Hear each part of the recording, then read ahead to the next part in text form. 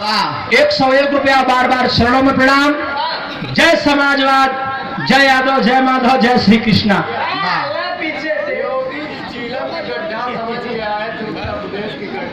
अच्छा, जोरदार तालियों से स्वागत हो प्रंटू भैया का। आने वाला समय है। चीलम की गड्ढा समझ के आए थे उत्तर प्रदेश की गड्ढा। हमारे धर्म के बड़े भाई, हमारे गार्जियन, हमारे सम्मानित परम सम्मानित श्री राम कैलाश यादव जी के बड़े भाई। जब भैया का बड़ भाई है तो हमारे बड़कई भैया। आप परम सम्मानित, परम आदरणीय, परम श्रद्धे भाई, नाम भुलाइए, भारत भैया, श्री ओमकार यादव बड़े भैया के द्वारा 201 रुपया के पावन पुरस्कार, बार बार चरणों में प्रणाम, आशीर्वाद की आकांक्षा है। अब तेल न खरीद पाई, साइकिल ले पड़े। मेरे समाज के समस्त जनता जनार्दन निवेदन यही है, क्या पेट्रोल महंगा हो गया, पैसा सबके पास था लेकिन इस समय कहीं पैसा दिखाई नहीं दे रहा। यह लॉकडाउन का असर है।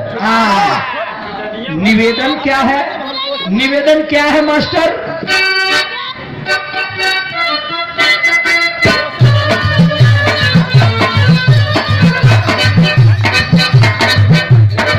मोदी जी गुजरात में जाके,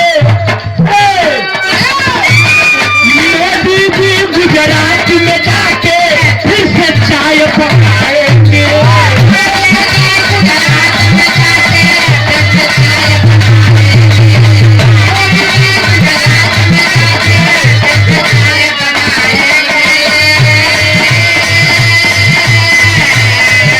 मोदी जी गुजरात में जाके फिर से चाय बनाएंगे।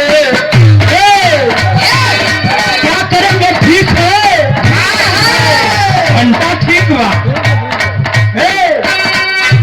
मोदी जी गुजरात में जाके फिर से चाय बनाएंगे, फिर गुजरात में जाएंगे, या खूब पिलाएंगे।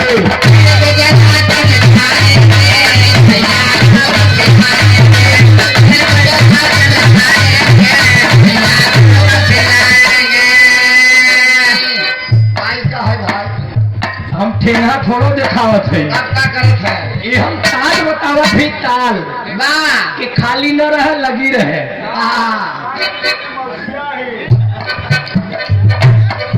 आप बड़े ही सुचिंतक बड़े भाई श्री लाला राम भारतीय मुड़ल्लेपुर, आपके द्वारा 21 रुपया का पुरस्कार, मोदी को नोट हो गई।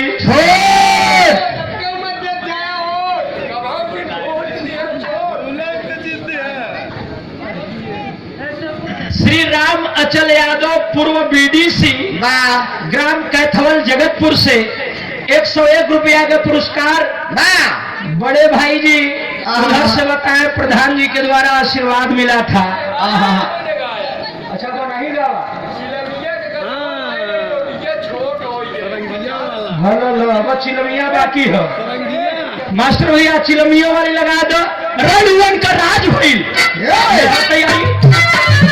जवान का संजय बजावा तो चाप के बजावा। रणवन का राज भइल, भारी सारे ताज भइल। रणवन का राज भइल, भारी सारा ताज भइल। बंद नोटबंदी से बंद सारा काज भइल। ठीक है, ठीक है। आप श्री विश्राम यादव चाचा जी के द्वारा ही दूसरी बार बहुत ढेर सारा पुरस्कार, बार बार चरणों में प्रणाम, आशीर्वाद की आकांक्षा है। रणवन का राज भइल, रणवन का राज भइल। न जे करे नाम से न आगे नाथ, न पीछे पगहा, के करे नाम से रोई केहू आगे पीछे नहीं हो तो का पता चली के का हो। परिवार के संगे कैसे का करे चाहिए, का करे चाहिए।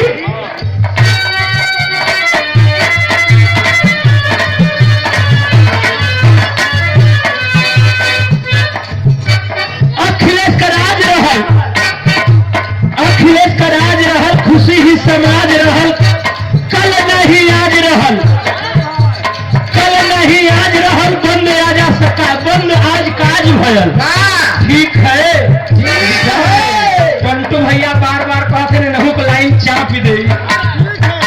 गोरखपुर में योगी जी हो, गोरखपुर में योगी जी हो, फिर से चिरन चढ़ाएंगे।